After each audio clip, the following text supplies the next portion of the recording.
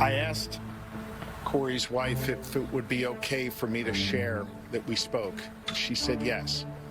She also asked that I share with all of you that Corey died a hero, that Corey dove on his family to protect them last night at this rally. Corey was the very best of us. May his memory be a blessing. After the horrific attempted assassination of Donald Trump in Butler, Pennsylvania, that left one person dead and 3 people injured, including the former president, we ask, could the shooter's parents face any legal liability? And before we jump to any conclusion, we break this down with attorney and legal analyst Charlie Langton. Welcome to Sidebar, presented by Law&Crime. I'm Jesse Weber. As we continue to cover the latest in the attempted assassination of Donald Trump, a horrifying shooting that led to multiple injuries and 1 death, I'm not including the shooter who was killed by the Secret Service sniper team, there is something that we have to ask. Do the shooter's parents in any way face legal liability? And I'm going to explain. So authorities have identified 20-year-old Thomas Matthew Crooks as the shooter, the man who opened fire on that pro-Trump rally in Butler, Pennsylvania, from an adjacent roof about 130 to 150 yards away, resulted in injuries to former President Donald Trump, 2 other individuals, 57-year-old David Dutch, 74-year-old James Copenhaver, and tragically, it also led to the death of 50-year-old Corey Compertor, who lost his life while trying to protect his family that day. And as the FBI leads the investigation into the shooter and the lapses in security protocol that allowed this shooting to happen, and we've covered this a lot more thoroughly on previous sidebars, I want to focus on the parents of Matthew Thomas Crooks. So we have Mary Elizabeth Crooks and we have Matthew Brian Crooks of Bethel Park, Pennsylvania, licensed professional counselors. A neighbor has described them as nice people, that this came out of nowhere, that no one expected this. Another neighbor came out and told Crooks' parents, please don't blame yourself, it was not your fault. Reporting indicates that these parents have been cooperating with law enforcement. And in fact, Matthew Crooks apparently told CNN that he was trying to figure out, quote, what the hell is going on, and that he would, quote, wait until he talks to law enforcement before speaking publicly about his son. So it does become a question, though, of how much they knew about what was going on with their son, although we reported that it doesn't seem, based on his cell phone and computer data, there are any outward political ideologies or religious motivations or clues that he was going to do this. In other words, there were no outward points or clues that he was wanting or planning to commit this killing, which makes it just so more eerie. And it seems Crooks was a nursing home worker, no criminal history. His employer, Bethel Park Skilled Nursing and Rehab Center, said his background check was clean. They were shocked by what happened. Crooks was living with his parents in this suburban neighborhood in Bethel Park. It's about 50 miles away from the shooting. But here is where it gets interesting.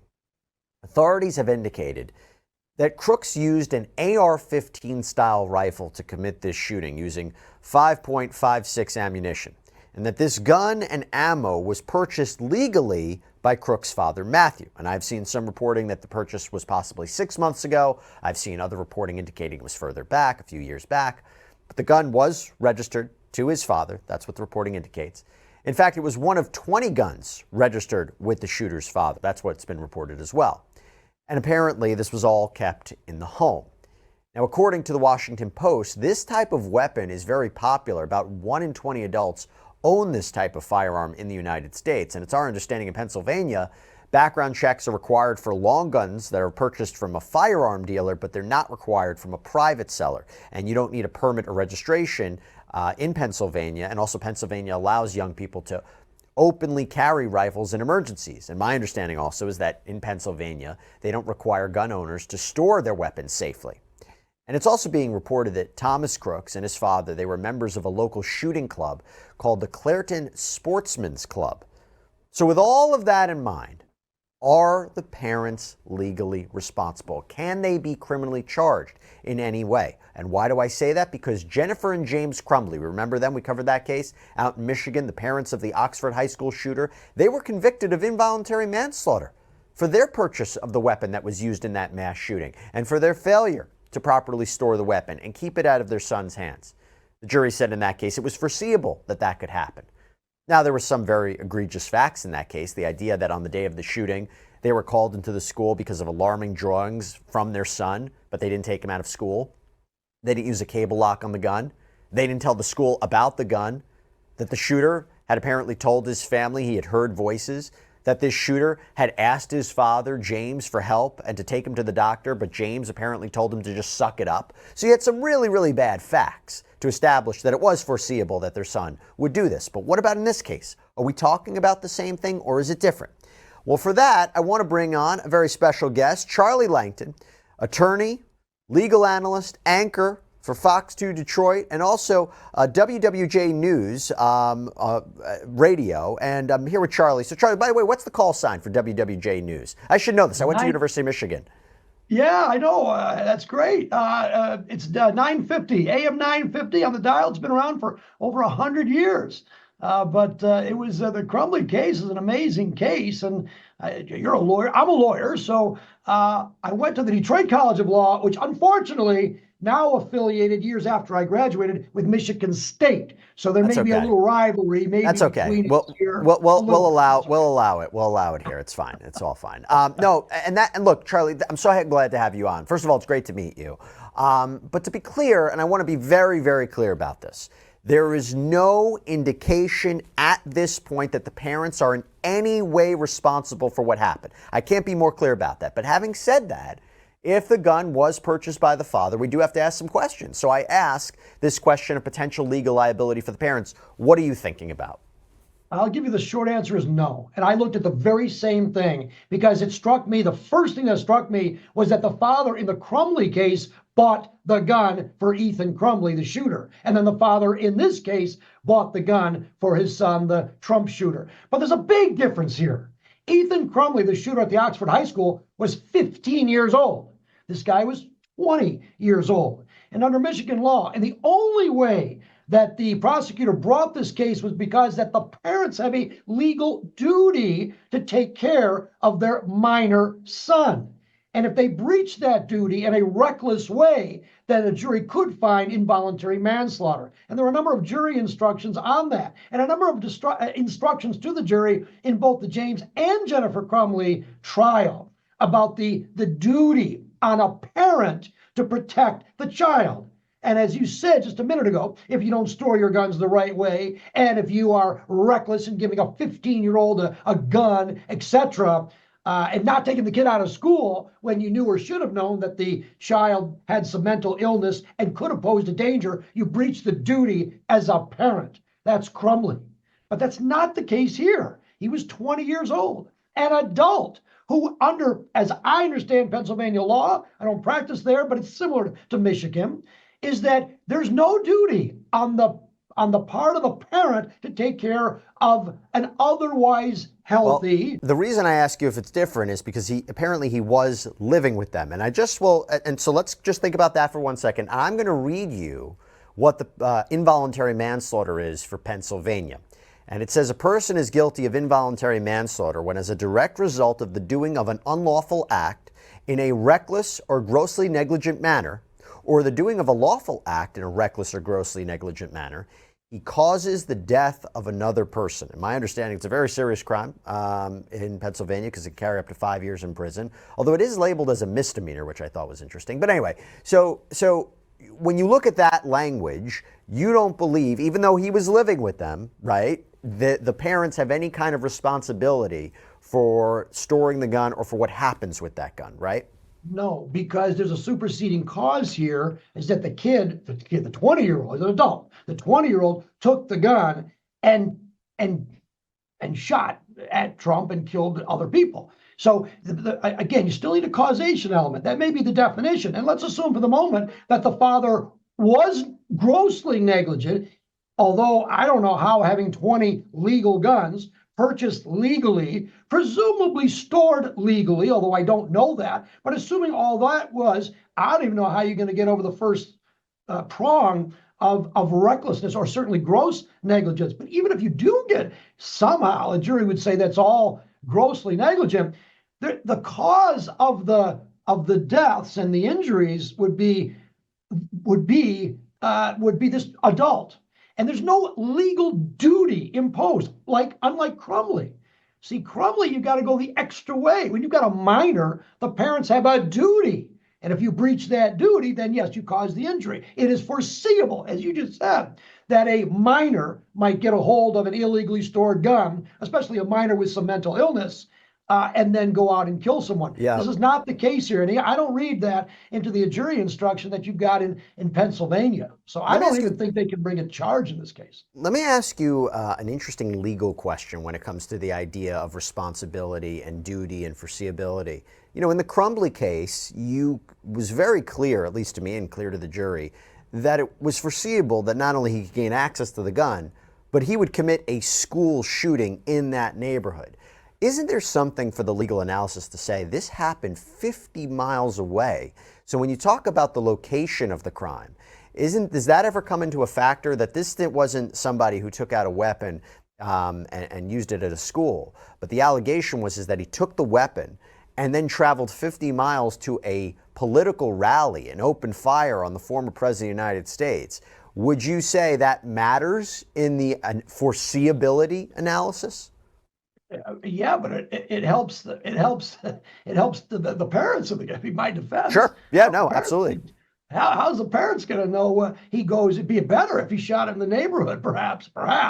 But yeah, the fact that he went 50 miles, how can you possibly foresee that he's going to travel 50 miles to find a Trump rally? I guess my question is, does it matter in general? If somebody, let's say, for example, he was 15 years old. Let's say he was 13 years old. I don't know. Let's 15 years old. And he takes the weapon and he uses it to commit a crime in another state, or he uses it to commit a crime 50 miles away in a further part of the state. Does that matter in the analysis, or will a court or a prosecutor say, hey, listen, it was foreseeable he could have used this gun for violence? That's the end of the discussion. No, I think that's a good point. And I would argue, if I was representing the minor shooter, that yes, it would not be foreseeable that he would take the gun. It's a very good point. Yes, in the Crumley case, we had the additional argument that there was a piece of paper that was shown to the Crumley parents. It was an hour before the shooting, where he drew pictures of, I'm going to kill people, blood everywhere. And the parents said, send him back to school. Well, that did not happen, as I understand the facts, in this case, in the Trump shooting. So I think there are a very significant difference. But your principle is right. You still have to have a foreseeable. But let's change the fact. Let's change the facts even a little bit more. I know that Pennsylvania, as I read anyway, does not have a red flag law. Right. So we have red flag laws, which are basically extreme risk protection orders, meaning that if, and I want to emphasize if, because I don't know the facts well enough of this Mr. Crooks case, the 20-year-old shooter. But if he had mental illness, and he lived with his parents, and then parents had 20 guns, ammunition, maybe even explosives in the house, and the father and mother presumably knew that the shooter had mental illness, does that pose a duty on the parents to red flag, call the police and say, you know what? We have an arsenal here, and I have a son who is not mentally uptight, or who is mentally ill, remove the guns. So that does, after the Oxford shooting, our legislature did pass a red flag law. Sure. Didn't apply in the Crumley case, but it could apply now in Pennsylvania. I will bet you that the legislature in Pennsylvania will look to tighten up at least the red flag laws. And again, I don't know if this person had mental illness, but let's do the extremes here. Putting the red flag law aside, one of the things that strikes me in this case is reporting that authorities had found explosive materials in the shooter's car, that he had a detonator on him. If there were bomb-making materials that were found in the home and he was living with his parents, and you do let's do a hypothetical here. This is still early, but again, there's no evidence to suggest this, but if they did have knowledge that he was building explosives, if they did have knowledge that he could gain access to the gun, if they even knew what he was planning to do but didn't do anything, could then this be a different kind of case? Yes, I think it could be a different case. And the facts that we're changing, because we're speculating now, if the dad or mother knew that this guy was building up bombs or acquiring weapons and acquiring ammunition. And maybe, I need a little more facts here, but maybe he suggested he didn't like Trump. He didn't like politicians or something like that. I could see a better case being made for the prosecution or the government in this case. Better. Because then there is a link. There's that connection between the illegal activity. I'm assuming making bombs is illegal in Pennsylvania. And if the father knew that his son, I don't care what age at this point in time, were making bombs, and maybe the father bought some bombs, maybe some of these guns or ammunition are used in the bomb making process. I don't know. But even if it was, now there's a better connection between the parents and the alleged illegal activity, and then the connection with ultimately the shooting in the Trump situation. That's a better case. I'm not saying a great case. Sure. But certainly a better case. And again, we're not now. saying that's the facts of this. We're just speculating here about what might. Again, we're playing different scenarios here. And by the way, I will also say, it's come out a lot that Mr. Crooks was a loner, that he was made fun of in high school. He didn't make the rifle team because he wasn't a good shot. He was shy. On itself, all kids have issues. And you can't hold a parent responsible because their child is going through a hardship. You can't say, oh, well, he was bullied, then you should have known he was going to do that, right? The Crumbly case was more of an extreme example, but I think it's important to make that distinction as well. Despite what he might have been going through and even having a tough time, and if he's bullied, if he does commit an act of violence, or a child commits or she commits an act of violence, that doesn't necessarily mean the parents are responsible. True. Interesting that you mentioned that, though, Jesse. I actually found a lot of similarities in the person and the personality between the Oxford shooter and the Trump shooter. They were both quiet. They were both above average in intellect.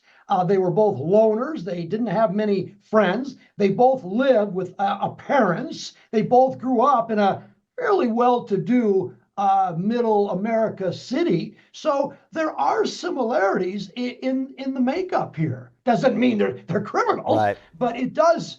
Well, actually, it could be criminals, but it doesn't mean that there's going to be a connection to the parents. But I do see a lot of similarities, and even the dads bought the guns in both cases as well. So and look, I think it's worth looking at. I will also say in a lot of mass shootings, that profile seems to be somewhat consistent. I'm not generalizing across the board, but we do see that. Let me ask you, outside of the criminal context, from a civil context, do the parents have to be concerned about anything at this point? Well, the civil's a different standard, as you know. I highly doubt that any insurance company, if they're going to try to get homeowners coverage, is going to cover the act of their murderous criminal son. So as a practical matter, I would say there's not going to be any kind of insurance coverage here. So if the families want to sue the shooter's parents, I guess there may be some academic exercise here. Generally speaking, and I did a lot of civil work for many years before I did anything in television or radio, is that we do look for insurance, unfortunately. And if the people, and I don't know how well-to-do these parents are, I haven't looked at them. I would say they're modest means here, so probably not. Although technically, if we can prove that the parents were negligent, just negligent, and what is negligence in this case? Could it be that there were many, many shooters? Could there be warning signs? Again, we don't know. I understand that the authorities, FBI, looking at the shooter's phone records, maybe there's a connection between dad and the shooter. I don't know that. Assuming there would be. Dad may have known, maybe. That might be negligence. Again, we still have to go through the causation elements. One of them, as you mentioned, shooting took place 50 miles from the house. It's still not probably foreseeable. So bottom line here, even on a civil case, I don't think legally it's good, and practically it's even worse.